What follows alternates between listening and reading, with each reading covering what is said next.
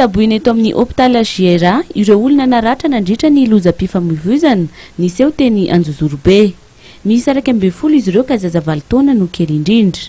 Efa tsy misy atahorana ny an'izy ireo raha araka ny fanazavana nomen'ny mpitsabo. Efa matsiaro saina avokoa moa izy ireo ary afaka nitantara ny zavatra niainany. Isan'ireo avitra soamantsary Ramiantavololona Sylvie, tovovavy 17 taona, zandrin'ilay tovovavy natao raray izay nindosany fahafatesana. Indrisy anefa fa dia ireo mpiray-tam-po amin'ny rehetra misavalo sy ny ray aman-dreny dia maty nandritra ity lozy ity avokoa.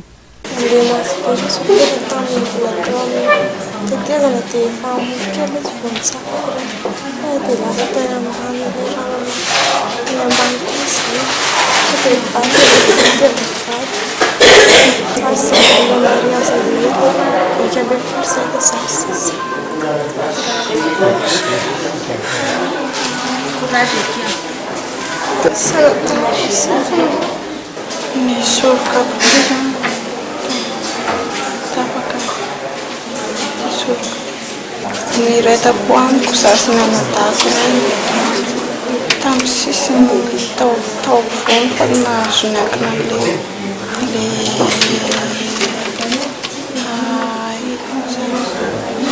tamin'ny sisiny zay. Toraka izany ihany koa i Jean Parfait izay namoy ny zanany rehetra sy ny vadiny. Nanamafy ity farany fa dia nandeha mafy ilay camion. Dia samy nanavatana tao izay dia sy tranga teo ambony rano ihany izany velona fa voatsindry ny camion tao dia maty daholo. Taoriana zany no nitsapoka. Teny an-dalana izy zany no nijanona, nisy tanàna izay dia nijanona izy elaela kely mihitsy naharitraritra kely dia teo izy no nisotro fa za zany tsy nahita. Fandehanay zany tena mafy mihitsy, tena izay ao anatiny ara tena matsapa hoe tena mandeha zany camion zany.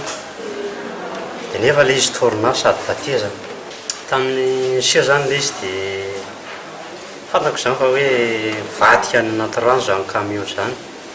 Dia letika tany anaty rano aho zany dia tonga dia tsapako hoe ohatrany hoe tonga dia nazava be zany ny lalana aleko hoe tonga dia iny dia tafavoaka dia tonga dia nitsikafona teny ambony rano dia milomano aho ny tanako zany tonga dia tapaka raha fantako hoe tapaka dia tiakaray ity sisa no nitsikariko dia namonjy sisina dia niantso vonjy dia izay ny olona vao avy. Ny fanjakana no miantoka ny fitsaboana azy ireo ka ankoatra izay fikarakarana izay dia fantatra ihany koa fa hisy ny fanarahana ara-tsaina na soutien psychologique ho an'ireto ny aram-boina ary sisa nanamborana ireto.